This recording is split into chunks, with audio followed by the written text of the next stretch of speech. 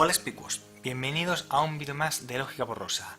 Hoy, en este vídeo, vamos a tratar el tema de las reglas borrosas. O sea, ahora es cuando vamos a empezar a aplicar todo lo que hemos visto hasta ahora. Me gustaría, antes de nada, si acaso aclarar un par de cositas. Quiero que, aunque ya lo dije, en definitiva está escrito, pero bueno, conviene no olvidarlo. La OR, en definitiva, corresponde a nuestra O de cuando hablamos, ¿no? Y la AND corresponde a nuestra I de cuando normalmente hablamos en nuestro lenguaje. Es decir, queremos que se cumplan dos condiciones. La OR indica que queremos que se cumpla una condición u otra, es decir, que haga calor, por ejemplo, en este caso, por ejemplo, que haga calor o que esté a una temperatura templada. Y la AND lo que buscamos es que las dos condiciones se cumplan, es decir, que esté templado y a la vez haga calor. O sea, que tenga la sensación de muy caluroso, por ejemplo, ¿no? O sea, la diferencia entre OR y AND. AND, para cumplirse las dos condiciones que aplicamos en la AND, tienen que cumplirse, y por una condición OR,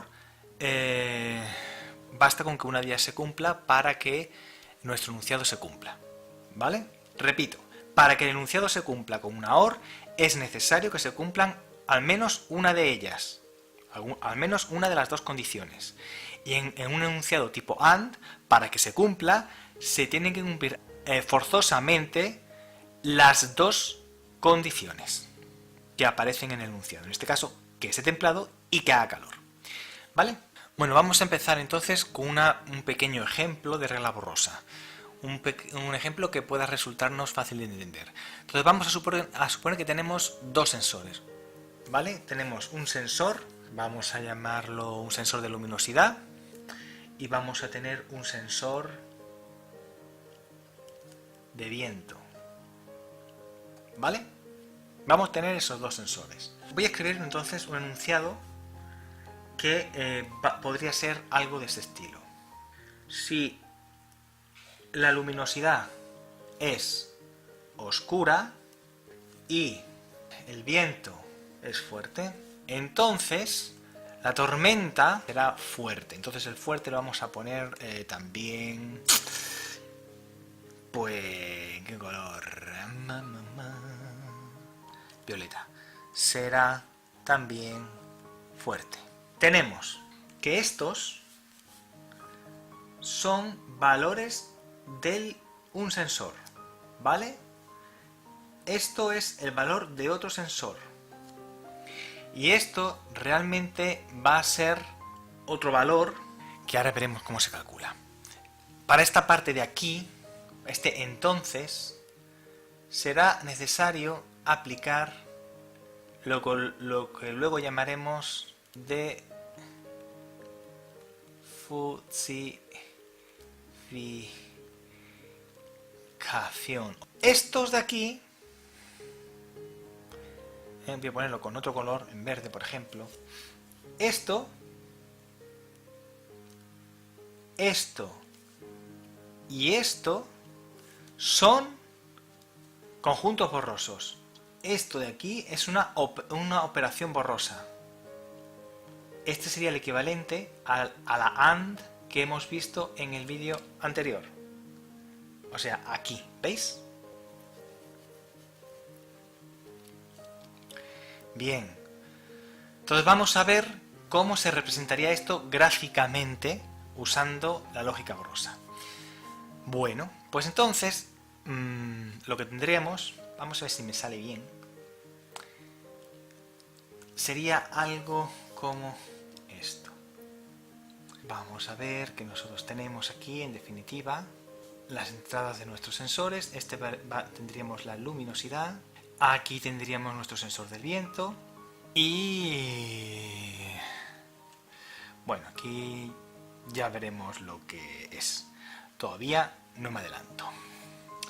Bueno, entonces pintamos aquí nuestra función de pertenencia, que indica que la luminosidad es oscura. Pues bueno, la función de pertenencia, bien, podría ser algo tal que así. aquí tendríamos el 1. Y esta, la función de pertenencia es oscura, la vamos a escribir mu sub a. ¿Vale? Esta va a ser nuestra mu sub a. Bueno, pues en vez de ponerla ahí, que va a quedar un poco cochino luego al final, ¿vale? La vamos a escribir aquí arriba. Mu sub a. Ahora, que el viento es fuerte, pues va a ser otra función de pertenencia. Y vamos a decir, por ejemplo, pues que esta va a ser de este tipo. ¿Vale? Y esta va a ser nuestra fuerte, pues vamos a decir que esto va a ser mu sub b. Y la vamos a pintar aquí como mu sub b. Y luego tenemos esta de aquí, que hemos dicho que la tormenta será fuerte. Pasa que esto, la verdad que la variable esta tormenta, en vez de tormenta vamos a llamarle intensidad de la tormenta, ¿vale? Que sería más apropiado. La intensidad de la tormenta, aquí tendríamos la intensidad de la tormenta. Y ahora vamos a pintar nuestro conjunto borroso, nuestra función de pertenencia. Hemos dicho que era violeta, creo, si no me equivoco. Ahí. Que la vamos a llamar fuerte, que sería mu sub c. Vale, y entonces aquí tendríamos una mu sub c, que entonces diríamos pues que tendría una forma tal que así. ¿Vale? Ya está. Entonces, resulta, y ahora viene ya cuando viene la gracia, ¿no? Resulta que nosotros medimos con nuestros sensores lo siguiente. Vamos a ponerlo en otro color, un color así que ni sea ni fu ni fa ni pa' ti ni pa' mí. Venga, este mismo. Resulta que recibimos, esto es una regla borrosa, lo que acabamos de escribir aquí, esto de aquí en definitiva es una regla borrosa. Entonces vamos a ver cómo se ejecutaría. Resulta que yo tengo, o sea, yo cojo y represento mis funciones de pertenencia, ¿vale? Y vamos a ver cómo se comportaría esto. ¿Qué cálculos hay que hacer en definitiva? Bueno, pues yo tengo mi sensor de luminosidad que resulta que me da un valor, dice, como es oscura, bueno, pues va a tener un valor muy bajito. Yo qué sé, imagínate que esto va de 0 a... Vamos a poner por aquí que tenemos un valor de 100. El viento también un valor entre 0 y 100. Y la intensidad de la tormenta también un valor entre 0 y 100. ¿Vale? Yo qué sé. Bueno, resulta que tengo una intensidad, una luminosidad muy bajita, por ejemplo de 5. ¿Vale? Bueno, pues entonces... Bueno, eso por una parte. Una luminosidad muy bajita y entonces, pues claro, pues estamos... Resulta que mi función de pertenencia oscura me da un valor alto. Pues me va a dar un valor, imagínate, por aquí, que sería de 0.8. Muy bien. Por otro lado, dice que el viento es fuerte. Bueno, pues si el viento es fuerte, pues vamos a suponer que estuviéramos, pues yo qué sé, por aquí. Y entonces esto me va a dar un valor, pues imagínate, pues de 0.5. Yo qué sé. ¿Vale? Por poner un valor. ¿Vale? Mi sensor, por tanto, de viento me da un valor, imagínate, de los 80. Y entonces la función de pertenencia esta me da un valor de 0,5. Vale. Ahora, ¿cómo calculo cuál va a ser la intensidad de la tormenta? Pues lo que hacemos es lo siguiente. Lo que hacemos es, nos fijamos en el conector que hay, en nuestro operador borroso, que es una AND.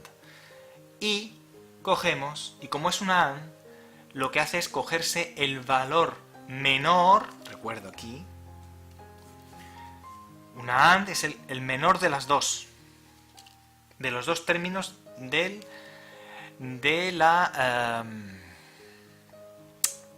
enunciado, ¿vale? Entonces, de los dos términos de la condición del enunciado. Entonces yo tengo aquí una primera condición y aquí tengo la otra condición. Pues cojo el menor de los dos valores correspondientes a las funciones de pertenencia de los dos enunciados. Entonces, en este caso, para que lo veáis más clarito, cojo, me hago así una rayita, tiqui, tiqui, tiqui, tiqui, tiqui, tiqui, tiqui, tiqui, tiqui, tiqui, tiqui, la muevo así, tiqui, tiqui, tiqui, tiqui, tiqui, que me tuerzo, madre mía, tiqui, tiqui, tiqui, tiqui, tiqui, tiqui, tiqui, tiqui, tiqui, tiqui, tiqui, vale. Y luego cojo esto por aquí, tiqui, tiqui, tiqui, tiqui, tiqui, tiqui, tiqui, tiqui, tiqui, tiqui, tiqui, tiqui, tiqui, tiqui, tiqui, vale, y me muevo, vale. A ver, como estoy haciendo una AND, eso implica coger el mínimo, ¿vale? Coger el mínimo. Entonces, de estos dos valores, ¿cuál es el mínimo? El 0,5. Vale, pues entonces cojo y me quedo con este valor. Concretamente, lo que hago es calcular o quedarme con toda esta zona, con toda este área que queda debajo de esta función de pertenencia, ¿vale? Ya está. Y lo que se hace típicamente es calcular lo que sería el centro de masas de esta área. De toda esta área se obtiene un centro de masas que sería una cosita tal que así. Y este valor del centro de masas nos indicaría cuán intensa va a ser la tormenta. O sea, cuán fuerte va a ser la tormenta. Pues esto de aquí. ¿Vale? El problema está en que calcular la defusificación de esta manera, o defusifier, also, bueno, como se llame el procedimiento este, habrá que tiene un nombre bastante horrible, pero bueno, es lo que hay, ¿no? Cuando uno lleva a cabo el proceso de defusificación,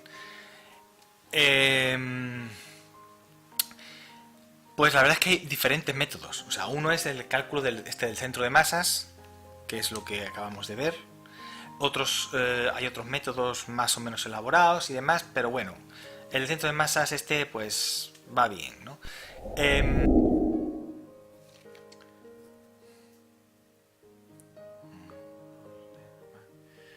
Eso sí, ¿no? Que yo por más vueltas que le doy no me salen las cuentas, que esto no va. Vamos a ver. ¿Tú te has suscrito? ¿No?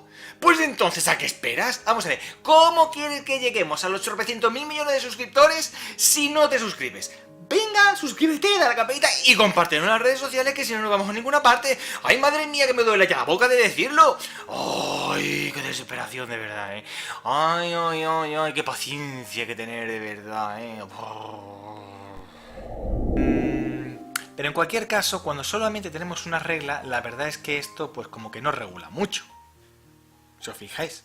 O sea, si tienes un triángulo perfecto, pues este centro de masas aquí la verdad es que no se mueve. No se mueve.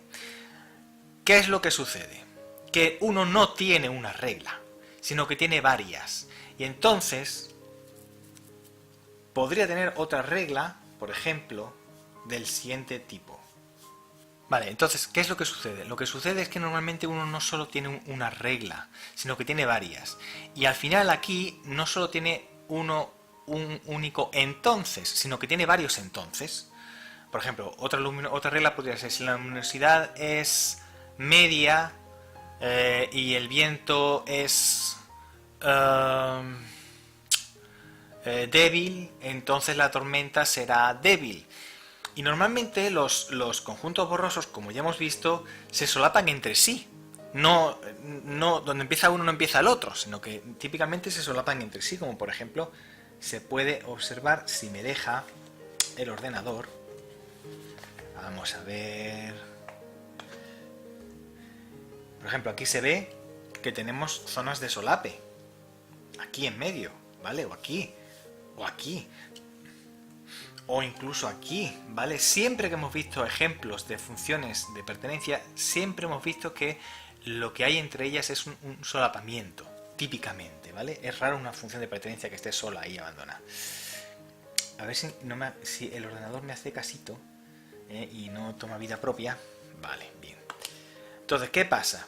Que realmente aquí, donde tenemos ahora mismo como salida, porque esto realmente sería la salida, ¿vale? Esto sería, en definitiva, nuestra salida, la salida de nuestro sistema, y esto de aquí serían las entradas, de nuestro sistema.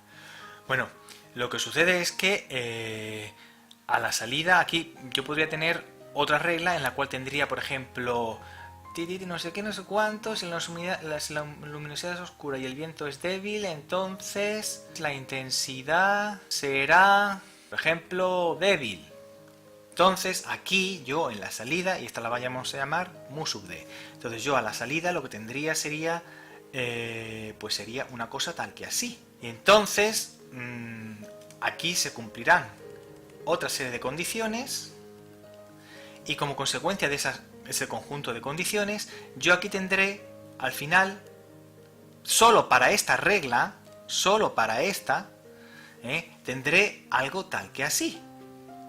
Eso me provocará, o sea, esta regla de aquí, la última, esta que he escrito aquí, una hipotética regla, pues me va a provocar al final otro conjunto borroso por aquí. Y entonces, ¿qué es lo que va a pasar? Lo que voy a tener es un conjunto de reglas con implicaciones, de forma que esas implicaciones se superponen una con otra. Entonces, al final el centro de masas que se obtiene no es el centro de masas de una única función de pertenencia, no, sino lo que se obtiene es el centro de masas de la superposición de varias funciones de pertenencia. O sea, sería concretamente el centro de masas de todo esto. O sea, voy a ponerlo, por ejemplo, en un color así, un poco este, por ejemplo, ¿vale? O sea, al final lo que habría que calcular sería... Qué mal se ve, he ido a coger un color horrible, pero bueno, voy a ponerlo otra vez, el marrón por ejemplo. Sería todo esto, el centro de masas de toda esta zona. Entonces calcularíamos, voy a también pintarlo así para que quede muy claro. Al final lo que me quedaría sería la superposición de todas estas implicaciones, de los resultados de todas estas implicaciones. Y entonces, ¿qué va a ocurrir? Que este centro de masas ya no va a ser solo el resultado de obtener el centro de masas correspondiente a esta función de pertenencia.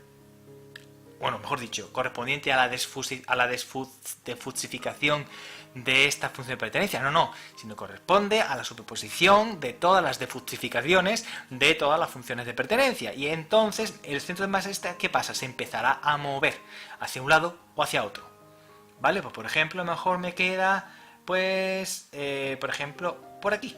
Entonces, este centro de masas sería la consecuencia, por ejemplo, de la parte del conjunto D superpuesto, vamos a ponerle con una más, no es lo más apropiado, pero bueno, superpuesto con la función de pertenencia, ¿vale?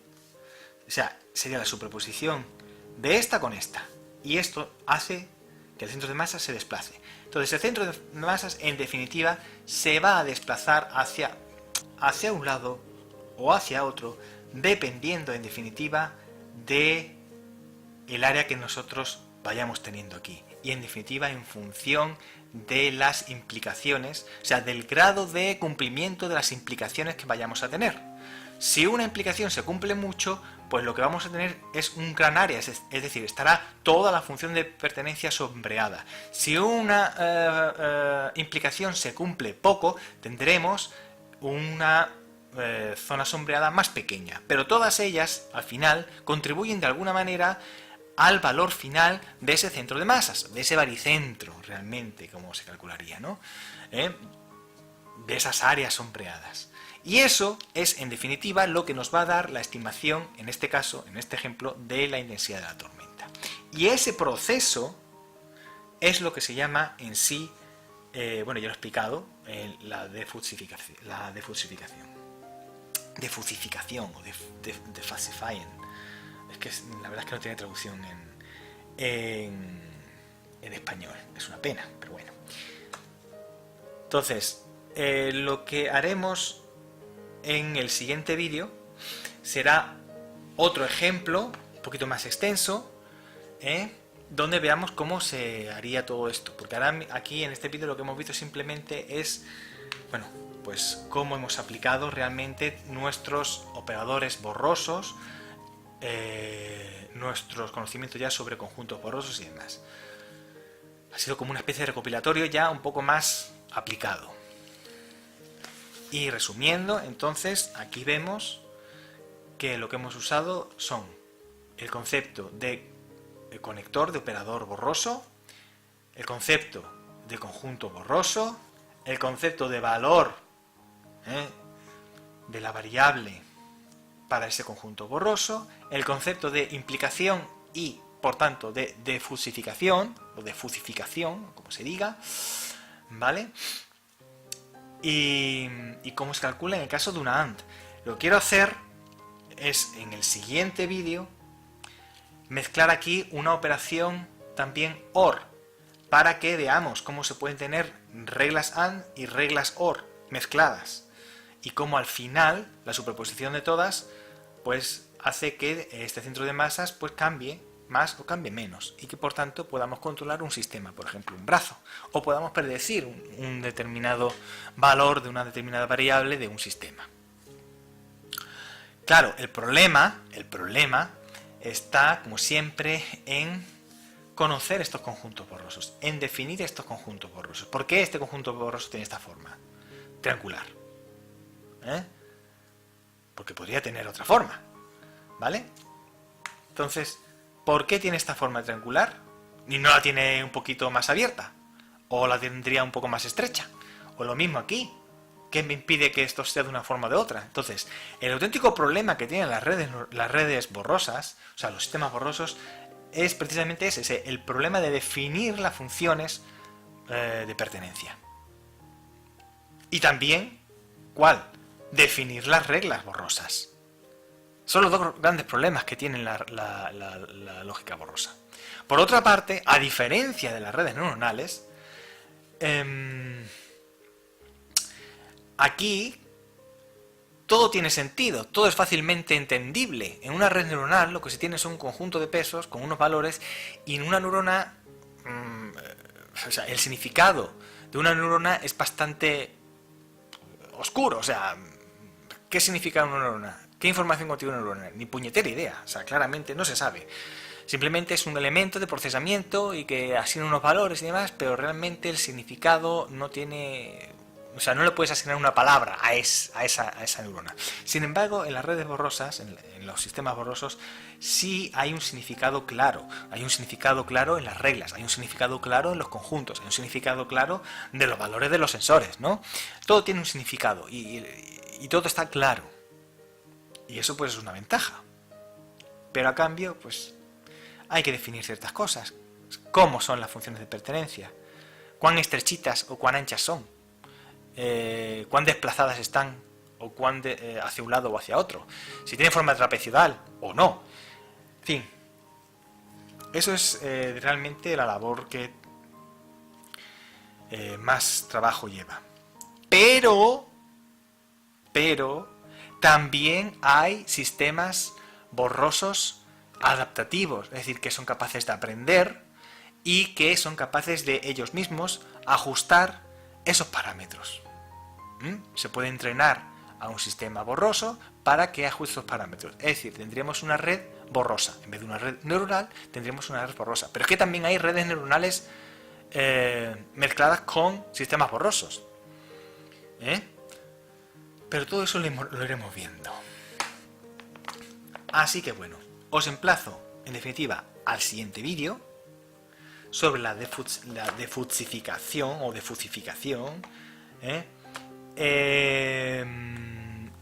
donde veremos un ejemplo un poquito más extenso, tanto con AND, con relaciones de tipo AND, y relaciones de tipo OR, es decir, y OR. Es decir, reglas con I, reglas con O, y implicaciones con diferentes conjuntos. Y veremos cómo se obtiene el valor de la salida. Así que os emplazo al siguiente vídeo. No vayáis muy lejos. Hasta prontito. Y esto ha sido todo por hoy. Dale a like, suscríbete al canal, añádenos a tu lista de favoritos, déjanos algún comentario y visítanos en las redes sociales. Os espero en el próximo vídeo. Hasta pronto. Adiós.